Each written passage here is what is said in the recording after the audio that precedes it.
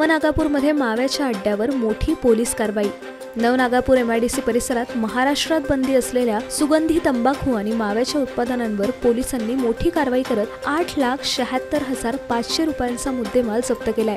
या कारवाईत 5 आरोपींना अटक करण्यात आली आहे। पोलीस अधीक्षक सोमनाथ घारगे यांच्या आदेशानुसार ही कारवाई करण्यात आली। 22 जुलै रोजी विशेष पोलीस पथकाने पेट्रोलिंग दरम्यान मिळालेल्या गुप्त माहितीनुसार शुभम दत्तात्रय हजारे हा नवनागापूरमधील आनंद नगर इथे अमोल सप्रे यांच्या इमारतीच्या टेरेसवर पत्र्याच्या शेडमध्ये बेकायदेशीर मावा तयार करत आहे अशी माहिती मिळाल्यावर छापा टाकण्यात आला। छाप्यात 140 किलो तयार मावा, 72 किलो सुगंधित तंबाखू, 70 किलो कच्ची मावा सुपारी, मावा तयार करणारी मशीन, सुपारी कटिंग मशीन आणि फोक्सवॅगन पोलो कार असा एकूण 8,76,500 रुपयांचा मुद्देमाल जप्त करण्यात आला। शुभम दत्तात्रय हजारे, मंजित कुमार विजयकुमार सिंग, आकाश बाळासाहेब शिरसाट, प्रशांत अशोक नवथर, महेश देविदास खराडे अशी अटक करण्यात आलेल्या आरोपींची नावं आहेत। या कारवाईत पोलिसांनी पंचासमक्ष पंचनामा करून सर्व बेकायदेशीर मुद्देमाल जप्त केला असून आरोपींविरोधात MIDC पोलीस स्टेशनमध्ये गुन्हा दाखल करण्यात आलाय। ही यशस्वी कारवाई पोलीस अधीक्षक सोमनाथ घारगे,